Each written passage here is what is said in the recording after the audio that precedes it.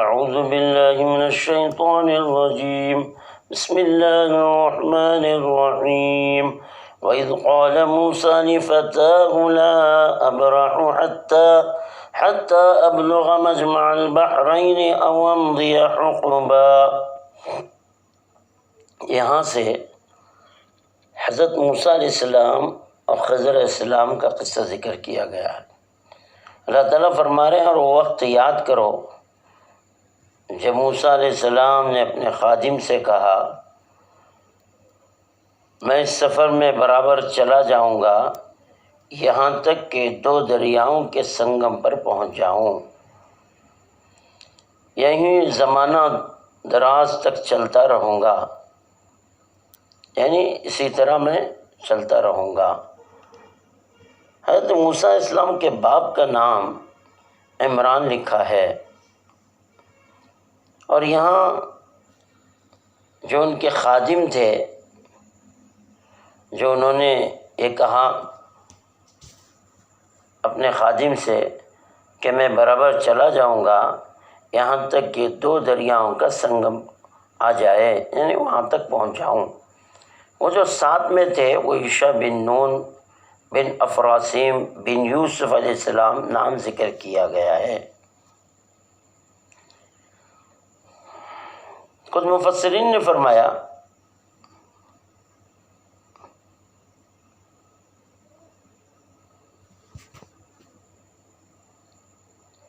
کہ یوشع کے باپ نون افراسیم کے نسل میں سے تھے، کیونکہ افراسیم کا زمانہ نون کے زمانے سے بہت پہلے تھا۔ لا ابرح یعنی برابر مسلسل چلتا رہوں، وہاں تک میں جب تک چلتا رہوں گا کہ 2 دریاؤں کا سنگم آ جائے، اشارہ کیا۔ مجمع البحرین یعنی 2 سمندروں کا سنگم مشرقی جانب خلیج فارس اور بحر روم کا سنگم ہے۔ حضرت عمر نے کعب رضی اللہ تعالیٰ نے افریقہ اس سے مراد فرمایا، افریقہ کا سمندر، وہاں پر بھی 2 سمندروں کا سنگم موجود ہے جو ساؤتھ افریقہ کے علاقے میں ہے۔ خیر آگے فرماتے ہیں یا یوں ہی برابر میں چلتا رہوں، یعنی طویل زمانے تک۔ اس کی کیا مدت ہے؟ حقب کا لفظ استعمال کیا۔ حقب 80 سال یا اس سے زیادہ کی مدت کو کہا جاتا ہے۔ حضرت عباس رضی اللہ عنہ کا قول ہے حقب طویل زمانہ۔ عبداللہ بن عمر رضی اللہ عنہ نے فرمایا حقب 80 سال کا ہوتا ہے۔ بعض کے نزدیک 70 سال فرمایا گیا ہے۔ امام بخاری امام مسلم رحمہ اللہ نے سعید بن جبیر رضی اللہ تعالیٰ عنہ سے اس قصے کو ذکر کیا۔ سعید بن جبیر نے فرمایا میں نے حضرت عباس رضی اللہ تعالیٰ سے عرض کیا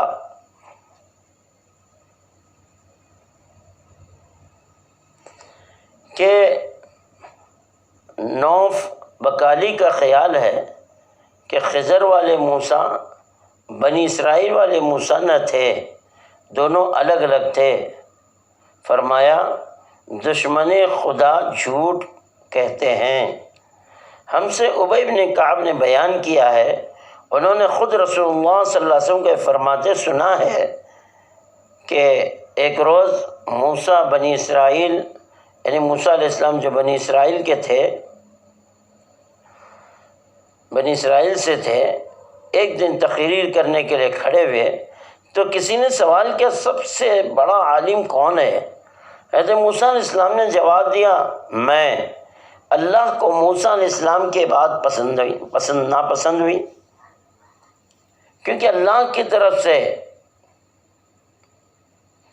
چیز جاننے کی نسبت نہیں کی، یعنی اللہ کی طرف جاننے کی نسبت ہونی چاہیے تھی، اللہ کی طرف نہیں کی تو اللہ کو یہ بات پسند نہیں۔ اللہ نے وحی بھیجی، اے موسیٰ تم سے زیادہ عالم میرا ایک اور بندہ ہے جو دو سمندروں کے سنگم میں ہے۔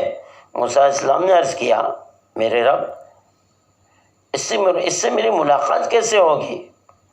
اللہ نے فرمایا اپنے ساتھ ایک توشہ لو اور ایک مچھلی رکھ لو، سمندر کے کنارے چلتے رہو، جہاں یہ مچھلی غائب ہو جائے نکل جائے وہیں تمہاری ملاقات اس میرے بندے سے ہوگی۔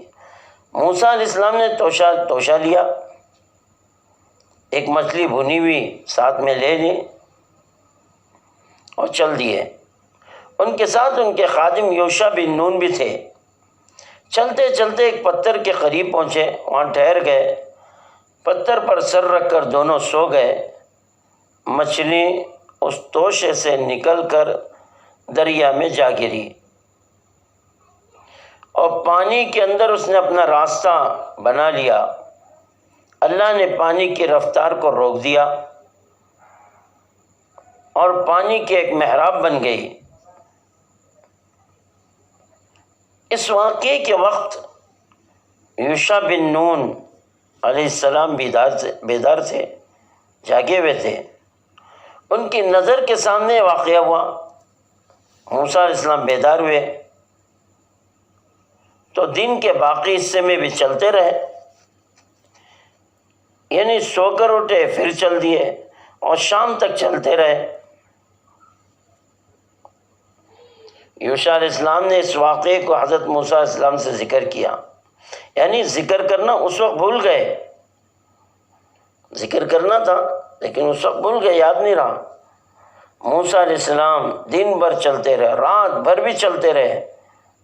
دوسرے دن کی صبح ہوئی تو یوشع علیہ السلام سے کہا ہم اس سفر سے تھک گئے، کھانا لاؤ۔ جب تک موسیٰ مچھلی کے تڑپنے کے مقرر مقام سے آگے نہیں بڑھے تھے آپ کو تھکان نہیں ہوئی تھی، جب اس جگہ سے آگے بڑھے تو تھکان کا احساس ہوا۔ یوشع نے کہا کہ جب ہم پتھر کے پاس ٹھہرے تھے وہاں وہ مچھلی تڑپ کر سمندر میں جا گری ہے، میں آپ سے تذکرہ کرنا اس مچھلی کا بھول گیا، شیطان نے مجھے بلا دیا۔ مچھلی نے تو سمندر میں اپنا راستہ عجیب طریقے سے بنا لیا۔ موسیٰ علیہ السلام نے کہا اسی جگہ کی تو ہمیں تلاش تھی۔ پھر دونوں اپنے نقش قدم پر لوٹ پڑے کہ جس طرح جن راستے سے آئے تھے اپنے قدم کے نشان کو دیکھتے واپس لوٹے۔ اس پتھر کے مقام پر وہاں گئے تو ایک آدمی سے ملاقات ہوئی جو کپڑے سے منہ چھپائے ہوئے تھے۔ موسیٰ علیہ السلام نے سلام کیا، خضر علیہ السلام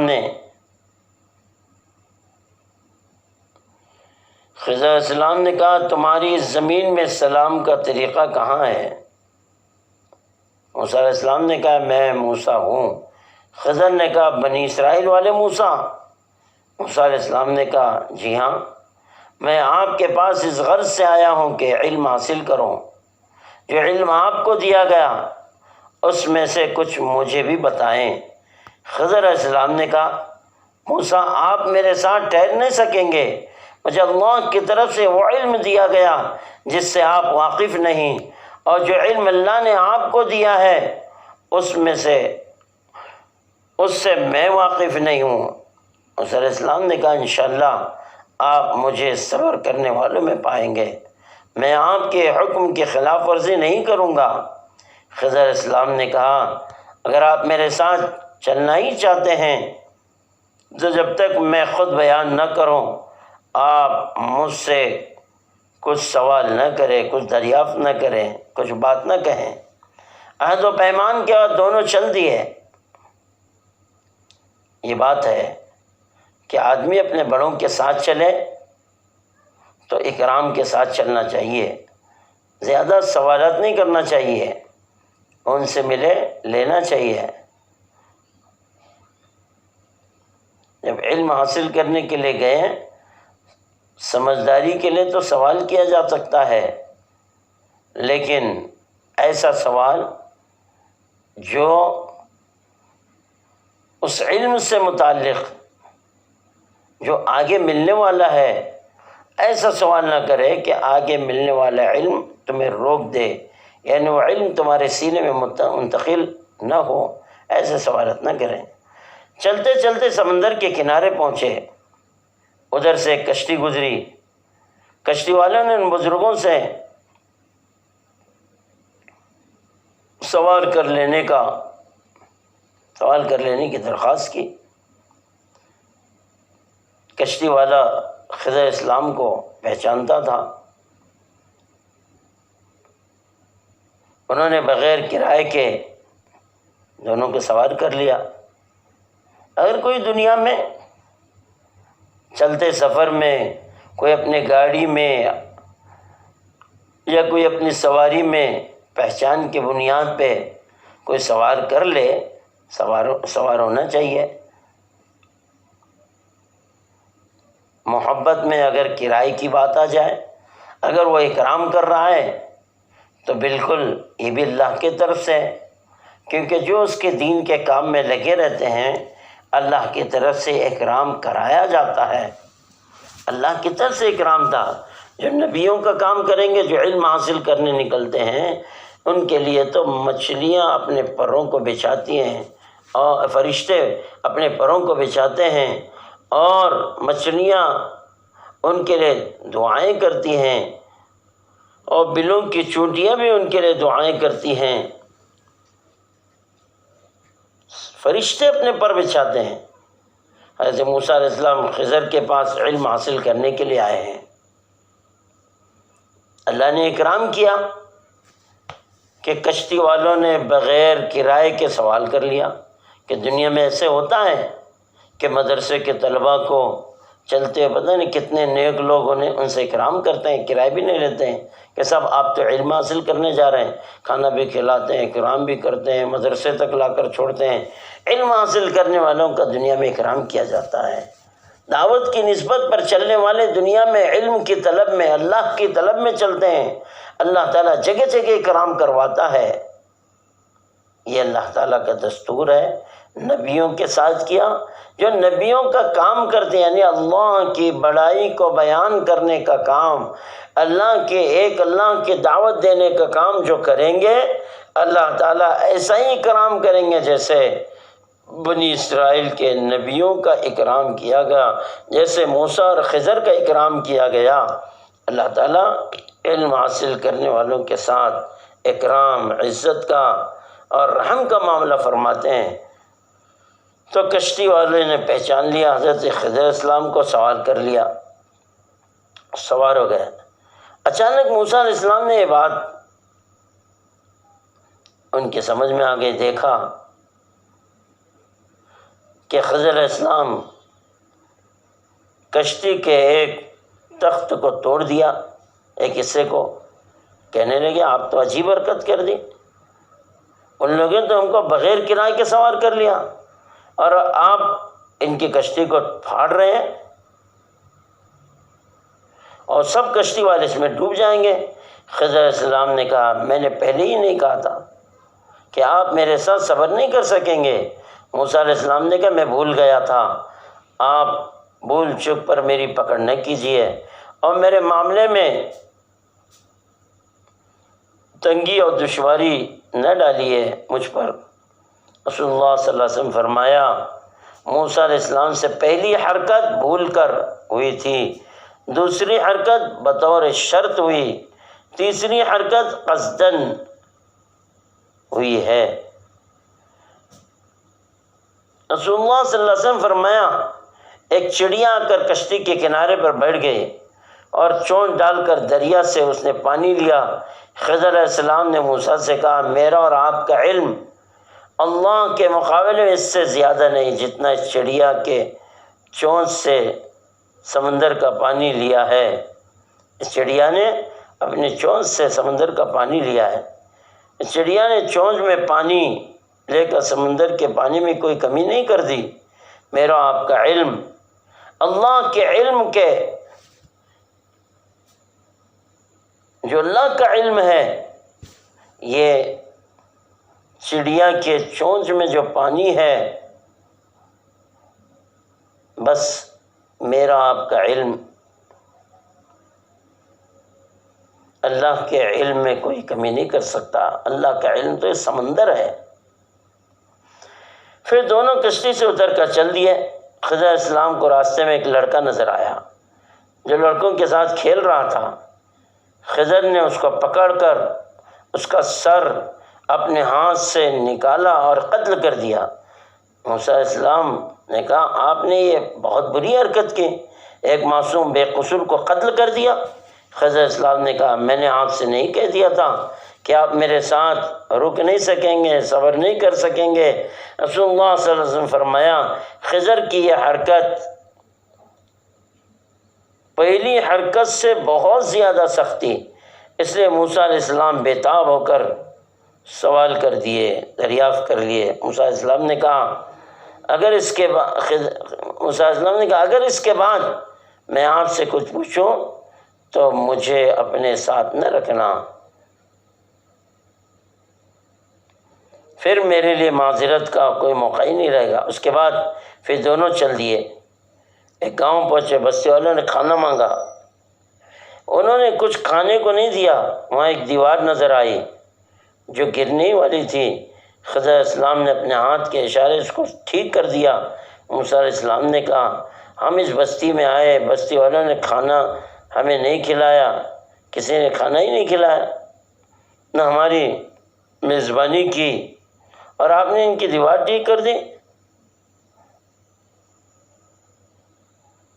اگر آپ چاہتے تو اس کی مزدوری ان سے لے سکتے تھے۔ خضر علیہ السلام نے کہا اب میرے اور آپ کے درمیان فراق ہے۔ اس کے بعد اپنی تینوں حرکتیں اور مستیات اور حکمت بیان کی اور کہا ان باتوں کی تشریح جن کو پوچھے بغیر آپ رہ نہ سکے تھے۔ رسول اللہ صلی اللہ علیہ وسلم فرمایا کاش موسیٰ صبر کیے رہتے، آئندہ اور واقعات کا علم ہوتا، اور اللہ تعالیٰ اس امت کو علم نصیب کرتا۔ آگے انشاءاللہ یہ تینوں باتوں کی کیا وضاحت ہے، کشتی کیوں توڑی، بچے کو کیوں قتل کیا اور دیوار کیوں سیدھی کی، اس کے پیچھے کیا راستہ، خضر کا وہ علم جو تھا حضرت خضر علیہ السلام ظاہر کریں گے۔ اس سے موسیٰ کو اور ساری دنیا کو قیامت تک آنے والے انسانوں کو پتہ چلے گا اللہ نے کیسے کیسے اپنے نیک بندے پیدا کیے ہیں اور کن کن کو کیسا کیسا علم دیا ہے، اس کی حقیقت واضح کی جائے گی۔ اور اس واقعے سے بڑی عبرت ہے کہ اللہ تعالیٰ جس طرح موسیٰ علیہ السلام جیسے نبی کو خضر کے پاس بھیجا، ایسے ہی ہر بندہ علم کا محتاج ہے۔ من المہد الی اللحد، ماں کی گود سے قبر کی گود تک طالب علمی کے ساتھ زندگی گزارنا چاہیے اور علم حاصل کرتے رہنا چاہیے، اپنے بڑوں سے لینا چاہیے، بڑوں کو بد زبانی کرنا، اپنے علماء پر زبان چلانا اور اپنے سے علم میں بڑوں کو کچھ کہنا، یہ اپنے لیے خسارے کی بات ہے۔ یا کوئی جاہل عالم سے الجھ جائے یا کوئی چھوٹا عالم بڑے عالم کے بارے میں برائی کرے، یہ اللہ تعالیٰ اس چیز کو پسند نہیں فرماتے ہیں۔ اپنے علم سے اس نے فائدہ نہیں اٹھایا، اپنے بڑوں سے علم حاصل کریں اور ان سے پوچھتے کرتے چلتے رہیں، ترقی ہوتی رہے گی۔ علم ہی وہ راستہ ہے جو اللہ تعالیٰ تک پہنچاتا ہے۔ اللہ تعالیٰ ہم سب کو صحیح علم حاصل کرنے کی توفیق عطا فرمائے، علم نافع کی دولت سے ہم سب کو ساری امت کو مالا مال فرمائے۔ وآخر دعوانا الحمدللہ۔